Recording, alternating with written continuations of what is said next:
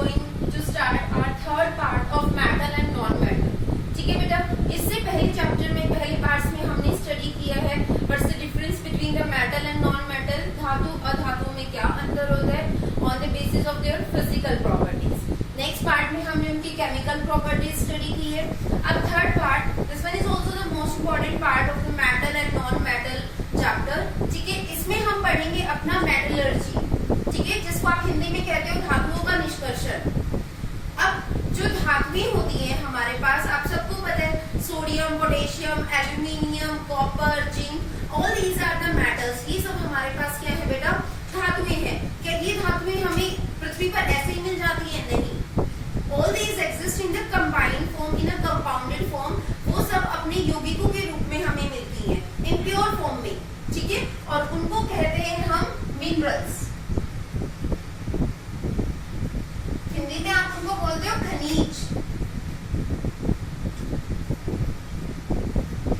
तो बेटा मिनरल्स क्या होते हैं? The compound which contains metal with impurities.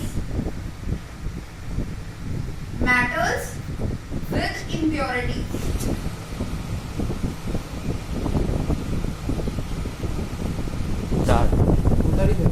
Metals with impurities. So minerals are what, कि वो मेटल्स जिसमें अभी हमारे पास इम्प्योरिटीज है, जिनको हमने अर्थ क्रस्ट से अभी निकाला है.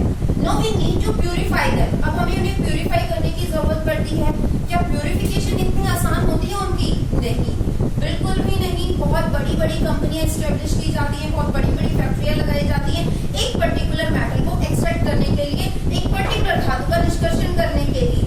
ठीक है, तो अब हम पढ़ेंगे कि हम मेटल्स को जब एक्सट्रैक्ट करते हैं, when we have the extraction of metal, जब हमें धातुओं का निष्कर्षण करना होता है, then which how many steps and which steps we must have to follow. हमें कौन कौन से नियमों का, कौन कौन से तरीकों का उसमें पालन करना पड़ता है, कौन कौन से तरीके हमें उसमें यूज करने पड़ते हैं ताकि हमारा जो मेटल है वो प्यूरिफाई होकर आ जाए. ठीक है, तो ये सभी को क्लियर है कि हम क्या स्टार्ट करने वाले हैं बेटा? धातुओं का निष्कर्षण. ठीक है, कहां से? मिनरल से. मिनरल्स खनिज विद इम्प्योरिटीज. ठीक है, now here we have to use the one more word. ठीक है, ore. What is ore here? Hindi में हम इसको बोलते हैं अयस्क. Ore is also mineral. Ore भी हमारे पास क्या होते हैं? मिनरल्स होते हैं. So what's the difference between the ore and mineral? Ore are those minerals whose extraction is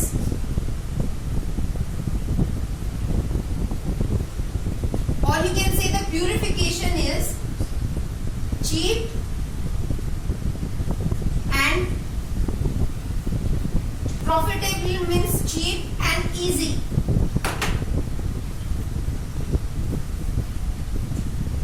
Means उन मिनरल्स को आप और कहोगे, उन खनिजों को हम अयस्क कहेंगे, जिनकी एक्सट्रैक्शन हमारे लिए बहुत इजी होती है और बहुत सस्ती होती है. Means that one is very profitable, कि वो हमारे लिए काफी प्रॉफिटेबल होना चाहिए. As I already stated to you that the extraction of metal is not so easy. इतना आसान नहीं होता कि जैसे हमने बोल दिया मेटलर्जी के स्टेप्स हमने पढ़े, उतने इजीली हमारे पास मेटल एक्सट्रैक्ट होता है. It has a lots of steps. उसमें बहुत सारे स्टेप्स होते हैं, बहुत बड़ी बड़ी मशीनें उसमें यूज होती हैं, बहुत सारे वर्कर्स उसमें काम करते हैं. ठीक है, तो आज हम अपने ओर्स की, ठीक है, तो ओर हमने क्या किया? मिनरल्स को किसमें कन्वर्ट किया? ओर में. तो ओर भी वो मिनरल्स हैं, बाकी मिनरल्स को हमने छोड़ दिया. कि क्या होता है, हमने एक ऐसा मिनरल उठा लिया, ठीक है, जिसमें इम्प्योरिटीज इतनी ज्यादा है कि उन इम्प्योरिटीज को दूर करने में हमारे पैसे इतने ज्यादा लगे कि इतने का तो मेटल भी नहीं निकल कर आया, लॉस हो गया. तो हम उन मिनरल्स को कंसीडर नहीं करेंगे. हम सिर्फ उन्हीं मिनरल्स को कंसीडर करेंगे बेटा जिनकी एक्सट्रैक्शन हमारे लिए बहुत सस्ती और बहुत आसान होती है. उसी को हम क्या कहते हैं? अयस्क. ठीक है, तो इसमें जो हमारे पास स्टेप्स इंक्लूडेड है बेटा, in the extraction of metal we have the first step, crushing of ore.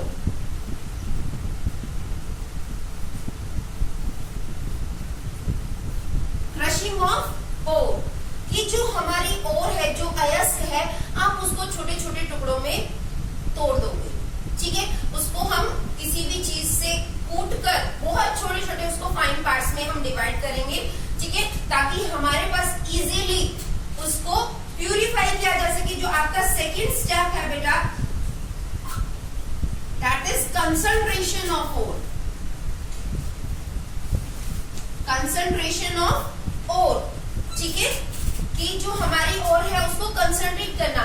First step पे आपने क्या किया, क्रशिंग ऑफ ओर, आपने ओर को क्रश किया, बहुत फाइन फाइन पार्टिकल्स में उसको डिवाइड किया। The next step is the concentration of ore, means it's a initial purification.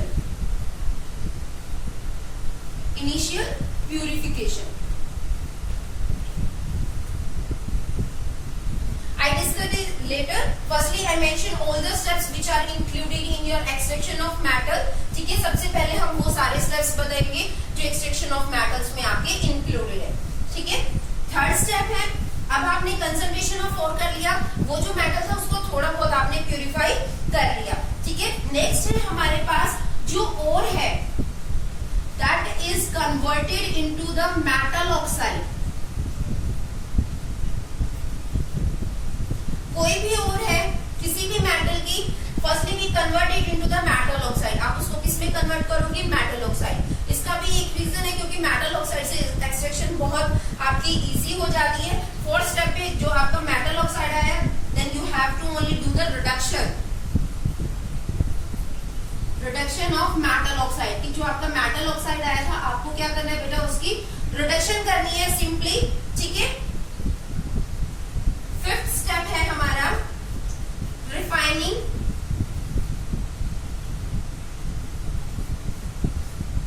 And purification. इसको आप हिंदी में बोलते हो धातुओं का परिष्करण। धातुओं का परिष्करण,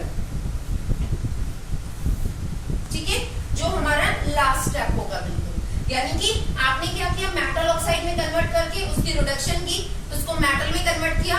अब वो जो मेटल, वो जो धातु हमारे पास आई है बेटा, वो बिल्कुल प्योर नहीं है। अब हमें उसे बिल्कुल चमकाना है, उसमें जो थोड़ी बहुत भी इम्प्योरिटी हमारी बची हुई है वो भी हमें बिल्कुल अलग करनी है उसमें से। That is the refining and the purification. So all the 5 steps are included in the extraction of metals, ठीक है। तो आपको ये नोट करना है बेटा कि किसी भी एक्सट्रैक्शन ऑफ मेटल में कौन कौन से स्टेप्स हमारे इंक्लूडेड होते हैं। Crushing, concentration of ore, conversion of ore to the metal oxide, production of metal oxide, जो आपका मेटल ऑक्साइड बनकर आया है उसकी आपको क्या करनी है, रिडक्शन करनी है। The last step is refining, कि जो आपका मेटल एक्सट्रैक्ट होकर आया है, still it is not 100% pure, not 99.9% pure. You have to purify it. You have to remove the rest of the impurity. ठीक है, बिल्कुल आपको उसको चमकाना है। तो हम लास्ट स्टेप जो अपना यूज करेंगे, that is the refining and the purification of the metal. ठीक है, तो ये आप सभी को क्लियर है बेटा? So we start from our the first step. बेटा हमारा फर्स्ट स्टेप क्या था? फर्स्ट स्टेप हमारा था क्रशिंग ऑफ ओर। हमने ओर को क्रश कर लिया with a hammer, with big big machines, जो हमारी बहुत बड़ी बड़ी मशीनें होती हैं, उनकी हेल्प से हमने उसको प्रॉपर्ली क्रश कर लिया, ठीक है। फर्स्ट स्टेप हो गया। सेकेंड स्टेप है हमारा, सेकेंड स्टेप क्या था बेटा, concentration of ore. Concentration of ore यानी कि ओर को आप क्या कर रहे हो, थोड़ा सा हम उसका साफ धातुओं का निष्कर्षण हम यहाँ पे कर रहे हैं, ठीक है। क्या कर रहे हैं बेटा, धातुओं का निष्कर्षण हम यहाँ पे कर रहे हैं। तो कंसंट्रेशन ऑफ ओर बात होगी कि हमारी इनिशियल प्यूरिफिकेशन है। जैसे आपने इसको क्रश कर लिया, अब उसमें मिट्टी है, कंकर है, तो आप उसको पानी से साफ कर सकते हो, ठीक है। अगर उसमें कोई भी मैग्नेटिक आपकी इम्प्योरिटी है तो आप वो मैग्नेट की हेल्प से आप उसको रिमूव कर सकते हो। तो ये सभी हमारे कंसंट्रेशन ऑफ ओर के स्टेप्स हैं जिनको हम अभी डिस्कस करेंगे, ठीक है। फर्स्ट हमारा है ग्रेविटी सेपरेशन।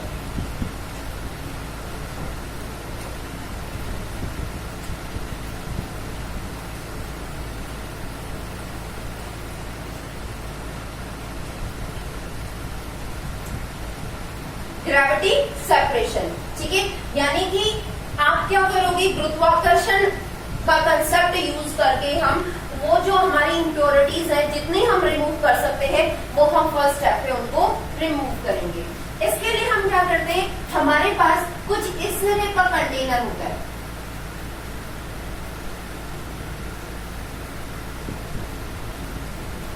एक ऐसा हमारे पास apparatus होता है जिसमें आपके पास स्मॉल स्मॉल ग्रूव्स होते हैं, गड्ढे होते हैं, ठीक है, छोटे छोटे गड्ढे होते हैं। यहाँ पर हमारे पास वो क्रश्ड ओर है, वो ओर है जो क्रश की हुई है, ठीक है। जैसे ही आप इस पे पानी डालोगे ये ओर बहना शुरू हो जाएगी, ठीक है, और यहां से जाएगी। और जो हैवी इंप्योरिटी है, जो हैवी इंप्योरिटी है, इट मे बी कि आपका जो मेटल है जिसकी आप एक्सट्रैक्शन कर रहे हो, it may be heavy then the impurity. अब जो भी चीज हैवी है, whether it is a metal और द इंप्योरिटी, जो भी चीज आपकी हैवी होगी वो इन ग्रूव्स में, इन गड्ढों में फंस जाएगी और बाकी आपका बाहर निकल जाएगा, ठीक है। तो एक आपका ये टेक्निक है ग्रेविटी सेपरेशन, जिसमें हम गुरुत्वाकर्षण वाला कंसेप्ट हम यूज करते हैं कि जो हैवी है वो आगे वाटर के साथ फ्लो नहीं कर पाएगी, वो इन ग्रूव्स में, इन गड्ढों में फंस के रह जाएगी, और बाकी जो हल्की चीज है वो आपकी पानी के साथ बह जाएगी, ठीक है। तो ये स्टेप क्लियर है हर बच्चे को। इसको हम हाइड्रोलिक सेपरेशन भी बोलते हैं, हाइड्रोलिक सेपरेशन, क्योंकि इसमें हम वाटर यूज करते हैं। जनरली जो हाइड्रो वर्ड है that is use for the water, उसको हम जल के लिए यूज करते हैं, ठीक है। सेकेंड जो आपकी टेक्निक है इसी में, वो है मैग्नेटिक सेपरेशन।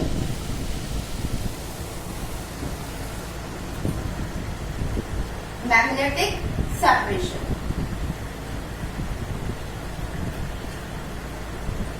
यानी कि हम इसमें क्या यूज करेंगे, चुंबक, मैग्नेट।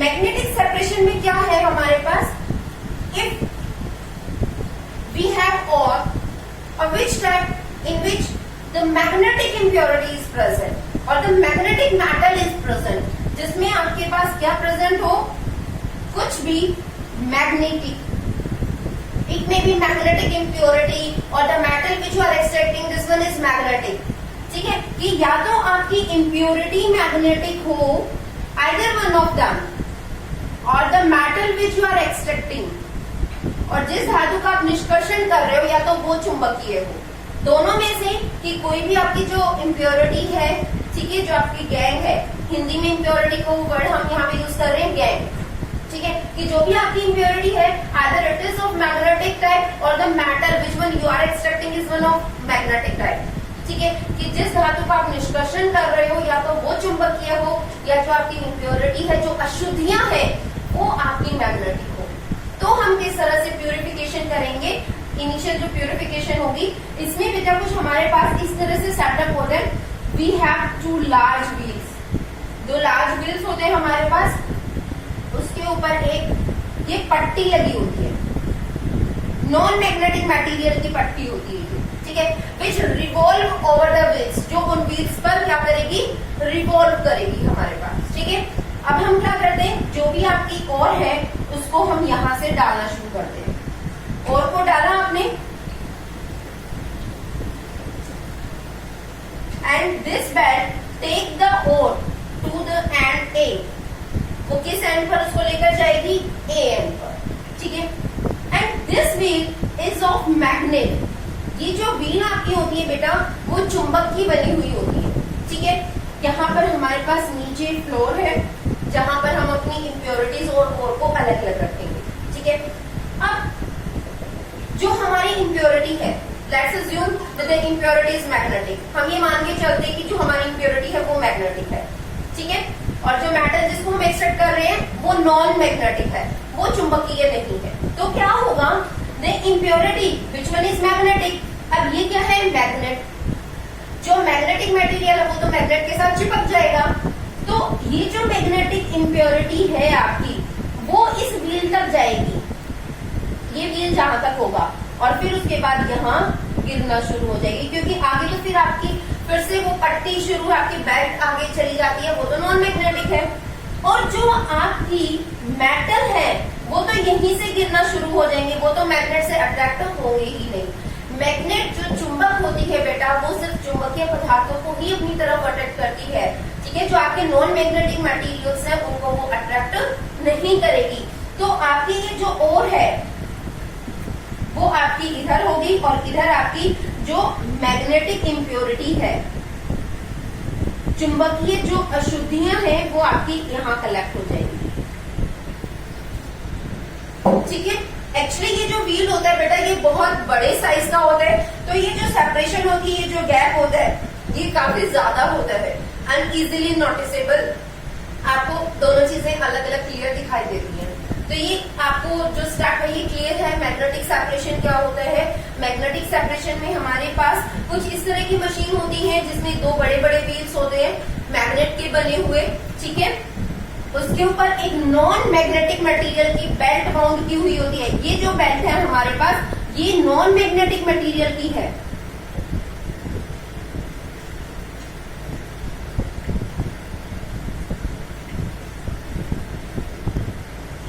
ठीक है। Here we assume that there are impurities of the magnetic type. हमने ये माना कि जो हमारी impurities है वो मैग्नेटिक है।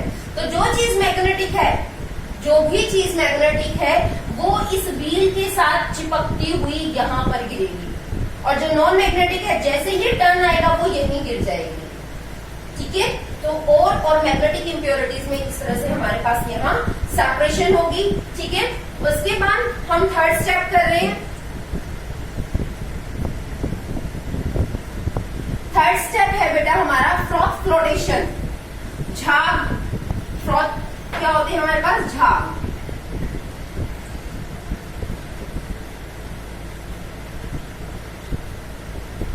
फ्रॉथ फ्लोटेशन में हमारे पास क्या होता है, इट्स अ थर्ड स्टेप, ठीक है।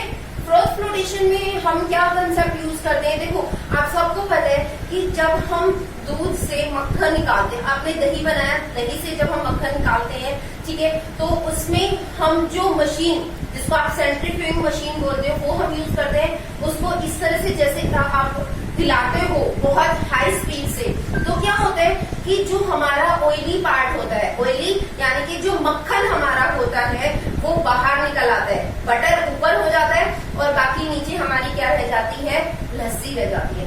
ऐसा ही कुछ होता है कि जो चीज हल्की है, ठीक है, जिसकी डेंसिटी कम है वो ऊपर आ जाएगी हमारे पास। ऐसा ही सेम कंसेप्ट हम यहाँ पे फ्रॉथ फ्लोटेशन में यूज करते हैं, ठीक है। ये उन ऑर्स में यूज किया जाता है जिनकी इम्प्योरिटीज और मेटल, ठीक है, कि जिस मेटल की आप एक्सट्रैक्शन कर रहे हो और उसमें जो इम्प्योरिटी मिक्स है, if they have the density difference, कि उसमें जो इम्प्योरिटी है वो हमारी लो डेंसिटी की है, ठीक है, या हाई डेंसिटी की है as compare to the metal which one you are extracting, ठीक है। तो अगर हमारे पास वो घनत्व का अंतर होता है तब हम अपनी कौन सी प्रोसेस यूज करते हैं, फ्रॉथ फ्लोटेशन।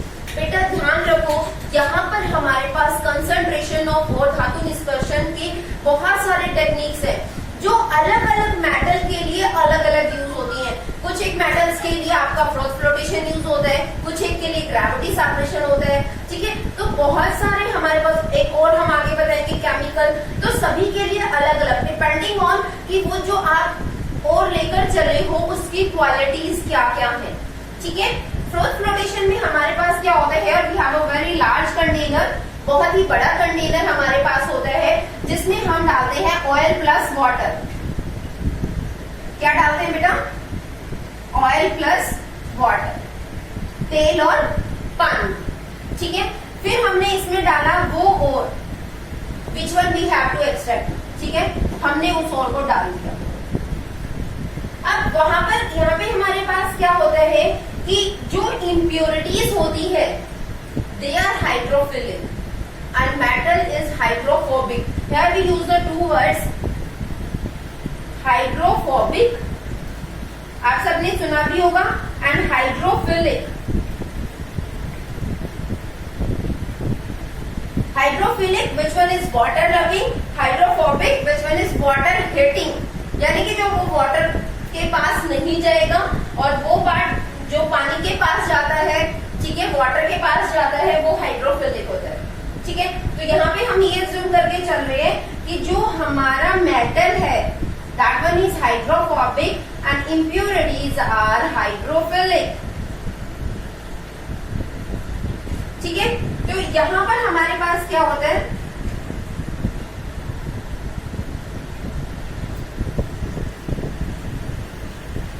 यहाँ पे हमारे पास एक एगिटेट लगा होता है, ठीक है, जो मूव करता है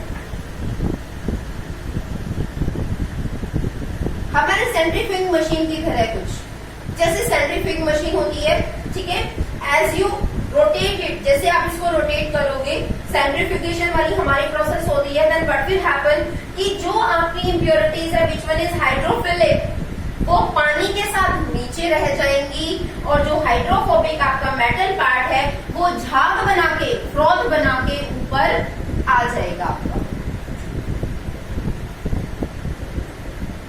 जैसा कि हमारा जब आप मक्खन निकालते हो, ठीक है, दही से जब हम मक्खन निकालते हैं सेंट्रीफ्यूगेशन प्रोसेस में होता है, the same process is going on here, यहाँ पर भी ऐसे ही होता है, ठीक है, कि वो जो झाग आते हैं, जो हल्की चीज है जिसकी डेंसिटी कम है, वो उन झाग के साथ चिपक जाएगी, वो हाइड्रोफोबिक है और ऊपर की तरफ आ जाएगी, और हम फिर उनको क्या करेंगे, किसी और कंटेनर में उनको अलग इकट्ठा कर लेंगे, ठीक है। तो अब कुछ एक इम्प्योरिटीज और आपकी जो ये नीचे रह गई थी, ये इम्प्योरिटीज आपकी नीचे रह गई, अब आपके पास काफी हद तक और जो है वो प्यूरिफाई हो चुकी है, ठीक है, जो आपकी इनिशियल प्यूरिफिकेशन का जो स्टेप है आपका वो हो चुका है। एक और हमारे पास बेटा फोर्थ स्टेप होता है केमिकल प्यूरिफिकेशन, भी हमारे पास होती है कि हम उसमें केमिकल रिएक्शन, जिसको आप बोलते हो लीचिंग प्रोसेस,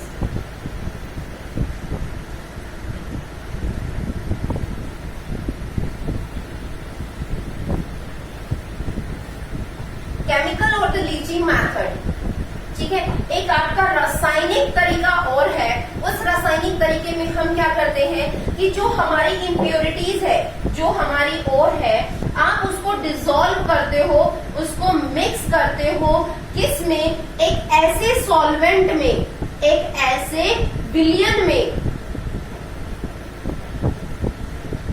जिसमें आपका मेटल, जिसको आप प्यूरिफाई कर रहे हो, दैट वन इज सॉल्युबल, ठीक है, एक ऐसा सॉल्वेंट जिसमें जिस धातु का आप एक्सट्रैक्शन कर रहे हो वो मेटल आपका क्या हो, सॉल्युबल हो, वो घुलनशील हो, योर मेटल इज सॉल्युबल।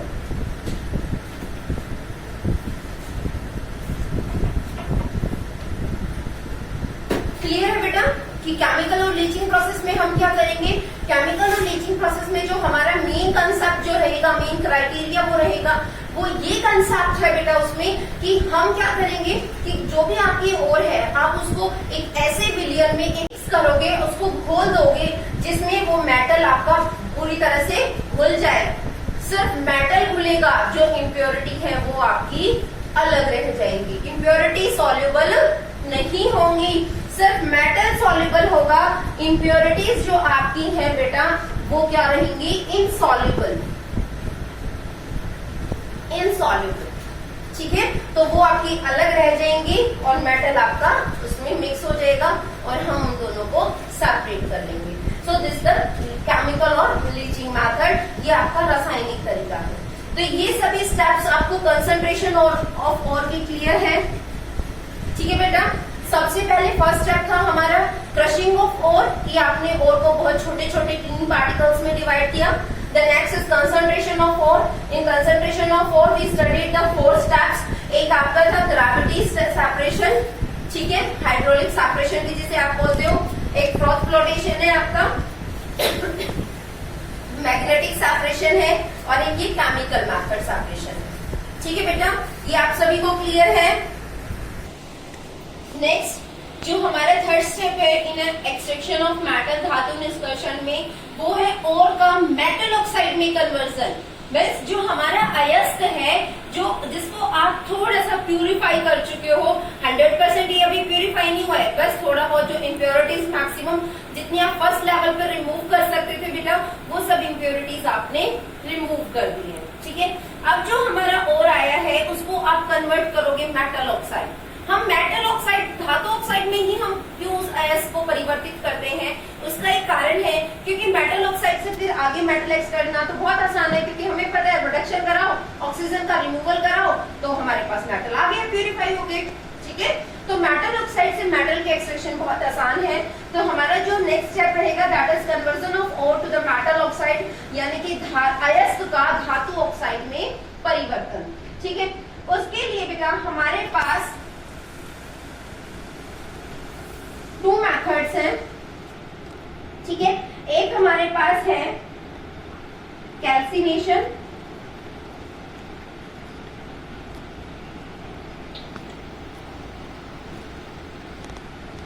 ठीक है बेटा। एक हमारे पास जो मेथड है वो है कैल्सिनेशन, ठीक है, और दूसरा जो मेथड है वो है रोस्टिंग।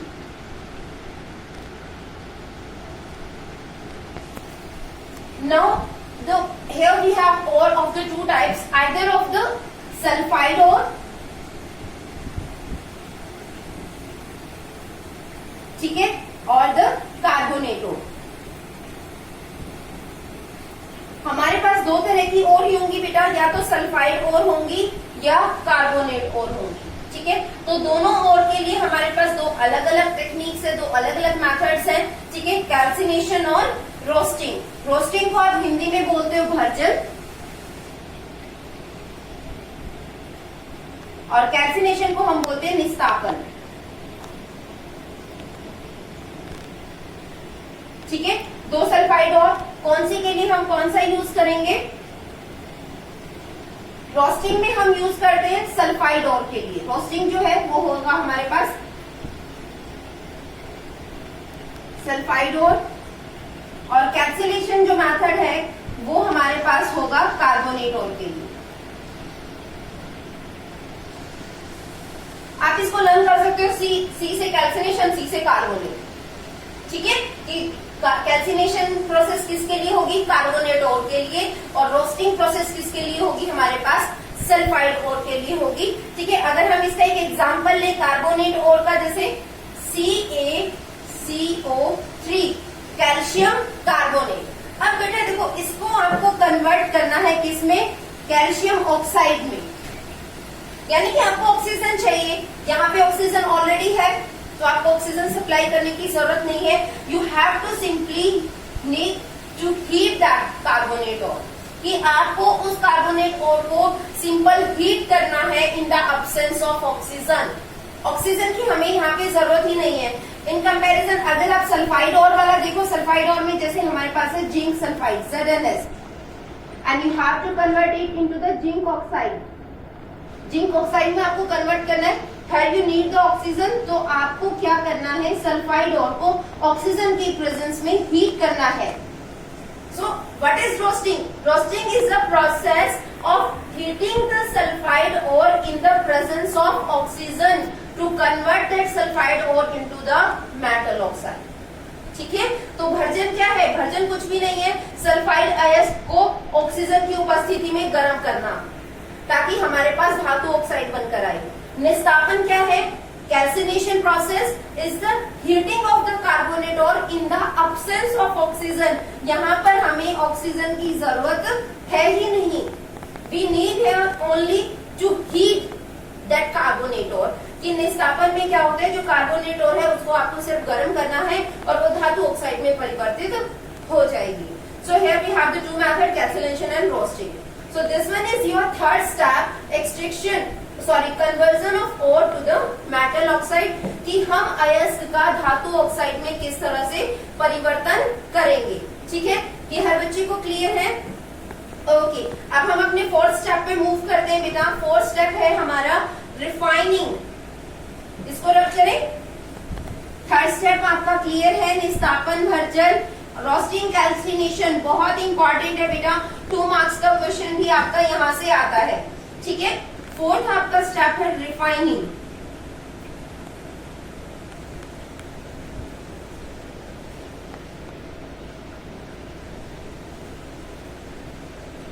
धातु का परिष्करण।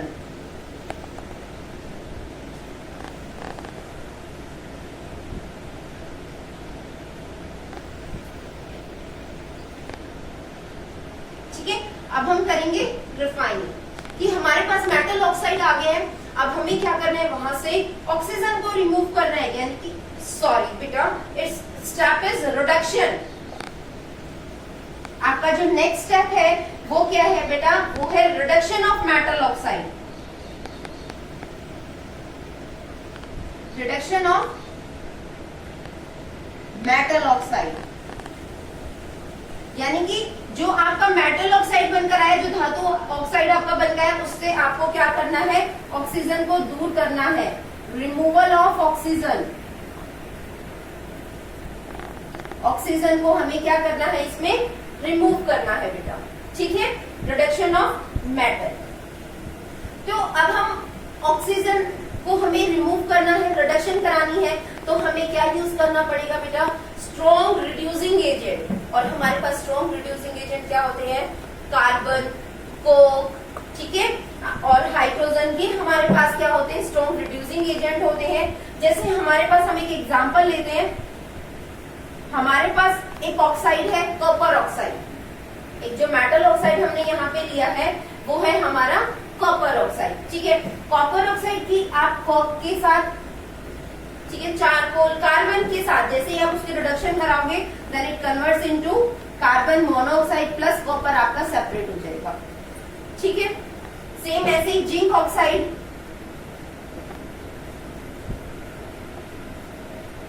जिंक कार्बन मोनोऑक्साइड में आपका कन्वर्ट हो जाएगा, ठीक है। और आपका ये जो सिल्वर ऑक्साइड है, ये इसको किसी भी रिड्यूसिंग मटेरियल की जरूरत ही नहीं होती बेटा, ये आपके बहुत ही लिस्ट रिएक्टिव होते हैं, बहुत ही कम रिएक्टिव होते हैं। You need here only to heat this, आपको इसको सिर्फ गर्म करना है और आपका ये कन्वर्ट हो जाएगा Ag plus half molecules of oxygen, ठीक है। ऐसे ही आपका होगा HgO, मर्करी ऑक्साइड, आप उसको हीट करोगे and it converts to Hg plus half molecules of oxygen, ठीक है बेटा। तो इस टेक्निक से कोक आप यूज कर सकते हो, यहाँ पे हाइड्रोजन आप यूज करते हो, कोई भी स्ट्रॉन्ग रिड्यूसिंग एजेंट आप यूज कर सकते हो जो ऑक्सीजन को रिमूव करे। तो यहाँ से आप कॉपर को प्यूरिफाई, कॉपर ऑक्साइड को करा सकते हो। कॉपर ऑक्साइड हो गया, लेड ऑक्साइड, फेरिक ऑक्साइड, ठीक है, उनको आप यहाँ से कर सकते हो। So the main point two note here in this step is that here we have to remove the oxygen। आपको ऑक्सीजन को अलग करना है, तो आपको क्या चाहिए बेटा, स्ट्रॉन्ग रिड्यूसिंग एजेंट। किसी भी स्ट्रॉन्ग रिड्यूसिंग एजेंट के साथ उसकी रिएक्शन कराओ तो वो ऑक्सीजन वहां से रिमूव हो जाएगा, ठीक है बेटा। तो ये स्टेप क्लियर है हर स्टूडेंट को। फोर्थ स्टेप है हमारा रिफाइनिंग।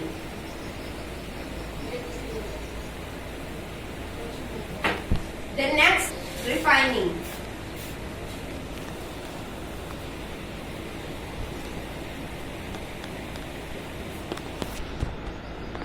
धातु का परिष्करण। धातु का परिष्करण कैसे किया जाता है, हमारे पास रिफाइनिंग कैसे होगी, ठीक है। तो धातु की रिफाइनिंग जो है, परिष्करण रिफाइनिंग हम कैसे करेंगे, इसमें जो हम टेक्निक यूज करते हैं बेटा, वो होती है हमारे पास इलेक्ट्रोलिसिस।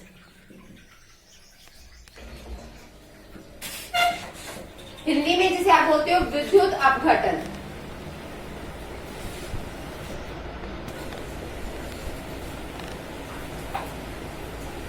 इलेक्ट्रोलिसिस, ये जो प्रोसेस है, this one is used for the highly reactive metals.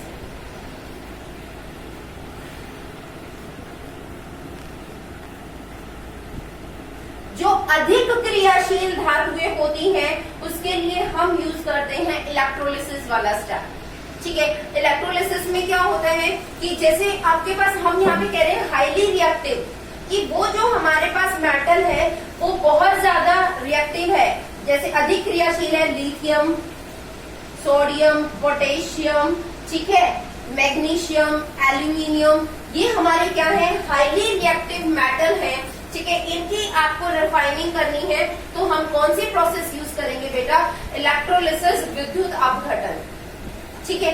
इसमें क्या होता है, एक्चुअली रीजन क्या है, as these metals are highly reactive, ये बहुत ज्यादा रिएक्टिव होते हैं, तो इनकी जो कंपाउंडेड फॉर्म होती है वो बहुत ही स्ट्रॉन्ग होती है। आप उनको इजीली ऐसे, जैसे रिडक्शन में हमने क्या किया, उसको हीट कर दिया, ठीक है, कार्बन की प्रेजेंस में, हाइड्रोजन की प्रेजेंस में आपने हीट कर दिया, तो वो ऑक्सीजन रिमूव हो गया। जबकि ऐसा यहाँ पर नहीं होता, क्योंकि ये बहुत ज्यादा रिएक्टिव है और बहुत ही स्ट्रॉन्ग कंपाउंड बनाते हैं और वो बॉन्ड इतना इजीली ब्रेक नहीं हो पाता, तो वो सेपरेट नहीं हो पाते। उसके लिए हम यूज करते हैं इलेक्ट्रोलिसिस, विद्युत अपघटन। इसमें क्या होता है कि हमारे पास, आप कुछ इस तरह से समझ सकते हो कि एक पॉजिटिव पार्ट है, एक तरफ हमारे पास नेगेटिव है। तो जो कोई भी आपका रिएक्टिव मेटल है, ठीक है, आप कोई भी आप एग्जांपल ले सकते हो, जैसे NaCl है हमारे पास, ये ब्रेक हो जाएगा Na positive Cl negative, Na, ठीक है। तो जो पॉजिटिव है वो नेगेटिव की तरफ चला जाएगा और नेगेटिव पॉजिटिव की तरफ चला जाएगा। अपोजिट अट्रैक्ट होंगे तो वो इस तरह से सेपरेट हो जाते हैं, ठीक है। हम इलेक्ट्रोलिसिस की प्रोसेस यहाँ पे डिस्कस कर रहे हैं बेटा कॉपर के लिए, ठीक है। आप सबको समझ आ गया कि इलेक्ट्रोलिसिस हम किस स्टेप में यूज करेंगे, विद्युत अपघटन कहाँ होगा, ये यूज होगा हाईली रिएक्टिव मेटल्स के लिए यूज होगा। अब हम आपको इलेक्ट्रोलिसिस वाली प्रोसेस समझा रहे हैं कि उसमें होता क्या है, एक्चुअली विद्युत अपघटन में होता क्या है।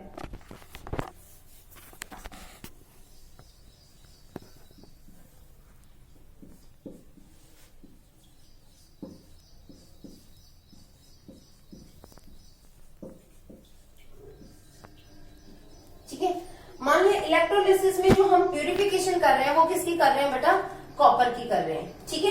तो इसमें हमारे पास क्या होता है, एक कंटेनर होता है बहुत बड़ा, ठीक है, जिसमें आपके पास 2 मेटल की रोड होती है। ये होती है आपकी इम्प्योर मेटल की, जिसको आपको प्यूरिफाई करना है। अशुद्ध धातु,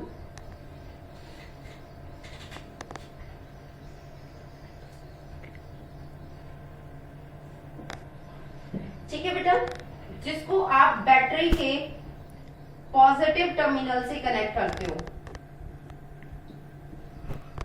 ठीक है। और ये है आपकी प्योर मेटल,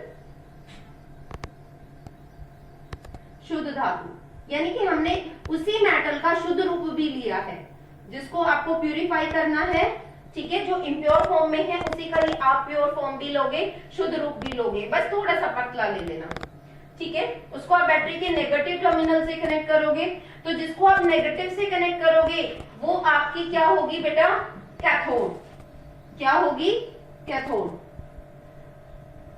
और जिसको आप बैटरी के पॉजिटिव टर्मिनल से कनेक्ट करते हो वो होती है आपकी एनोड। उसको हम क्या कहते हैं, एनोड। अब ये जो आपकी 2 रोड हैं जो धातु की आपकी हैं, इनको आप एक सॉल्यूशन में डिप करते हो, ठीक है। एक हम क्या लेके चलते हैं अपना यहाँ पे सॉल्यूशन, विलेय हम लेकर चलते हैं यहाँ पे, ठीक है। तो हमारा ये विलियन है और जिसको आप बोलते हो इलेक्ट्रोलिटिक सॉल्यूशन।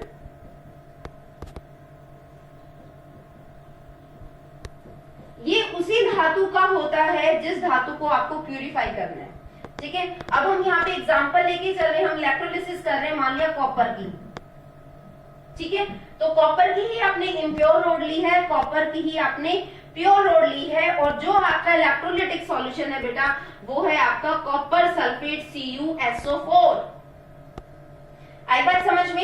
इलेक्ट्रोलिसिस प्रोसेस हम यहाँ पे कर रहे हैं। अब तक हमने क्या किया, here we take a container, हमने एक बड़ा सा कंटेनर लिया है जिसमें हमने 2 धातु की रोड ली है, ठीक है।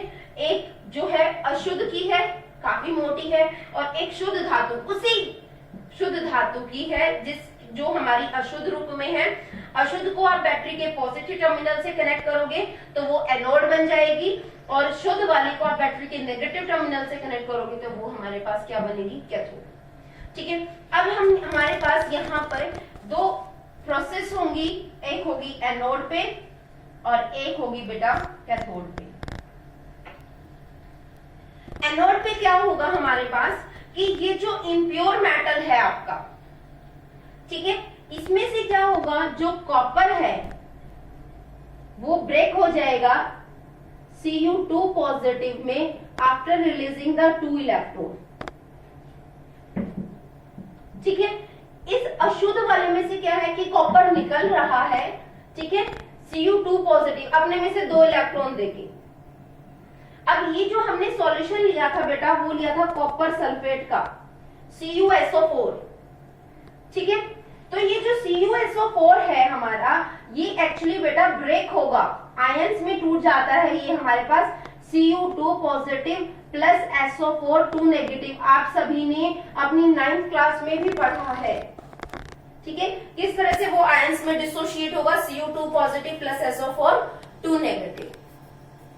अब क्या होगा, ये जो Cu2 पॉजिटिव, इस रोड ने अपने में से क्या दे दिया, Cu2 पॉजिटिव बाहर निकल कर आया और 2 इलेक्ट्रॉन, ठीक है। जैसे ही ये 2 इलेक्ट्रॉन आए, ये 2 इलेक्ट्रॉन क्या किए, इस CuSO4 ने एब्जॉर्ब कर लिए, Cu2 पॉजिटिव ने, ठीक है। तो एनोड पे आपके पास रिएक्शन होगी कि उस Cu2 पॉजिटिव ने 2 इलेक्ट्रॉन एब्जॉर्ब करके क्या बना दिया, कॉपर, और ये कॉपर आपका कहां डिपॉजिट हो गया, इस पे, कैथोड पे,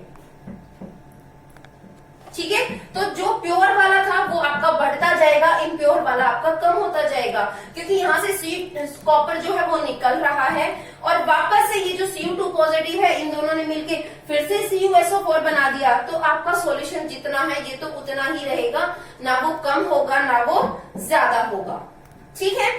तो ये इसमें प्रोसेस रहेगी हमारे पास। तो आप सबको ध्यान रखना है, एनोड पे क्या होगा और कैथोड पे हमारे पास यहाँ पे क्या होगा, ठीक है। आप जैसे अगर आपको नहीं भी ध्यान रहता है तो इसमें एक हमारे पास शॉर्ट नेम है PaO, पाव, ठीक है। जो पॉजिटिव होगी वो एनोड होगी और उस पे ऑक्सीडेशन होगा, ठीक है। जो पॉजिटिव होगी वो एनोड होगी और उस पे क्या होगा, ऑक्सीडेशन होगा, यानी कि रिमूवल ऑफ इलेक्ट्रॉन, वहां से इलेक्ट्रॉन बाहर जाएंगे, ठीक है।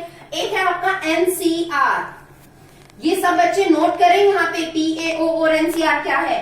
NCR जो नेगेटिव होगी वो आपकी कैथोड होगी और उस पर रिडक्शन होगा। देखो, रिडक्शन सिर्फ आपका रिमूवल ऑफ ऑक्सीजन ही नहीं होता, रिडक्शन आपका गेन ऑफ इलेक्ट्रॉन भी होता है,